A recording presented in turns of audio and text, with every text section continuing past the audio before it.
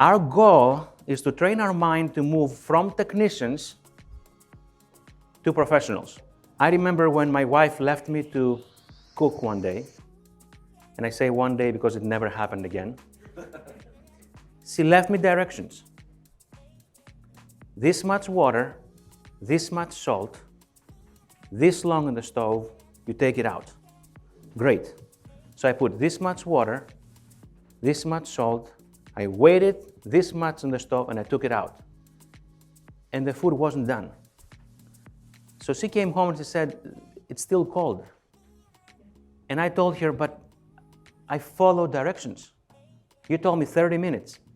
And then she's like, was the water boiling when you started the clock? I said, I didn't check. You didn't write down, check the water. Technicians want to follow directions and they love the microwave. Why? Because there's a button that says popcorn. And you put the popcorn in, you push the button, and you're done. Right?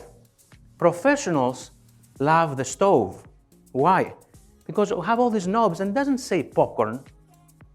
What it tells you, it gives you the temperature. You can actually modify the settings.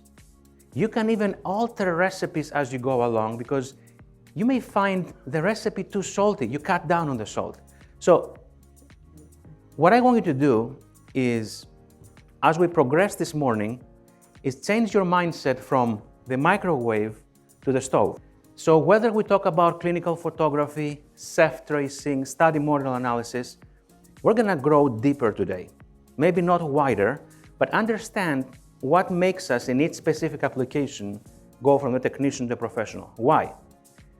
Because things happen. And when things happen, when the food is not cooked, a technician will say, I did what my instructor told me.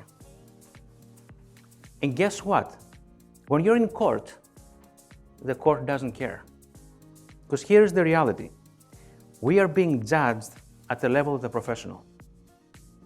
So regardless of whether you decide to move towards that direction or not, you'll be judged by it, because if that happens in your office, the answer, well, I just pushed the button that said popcorn, will not count.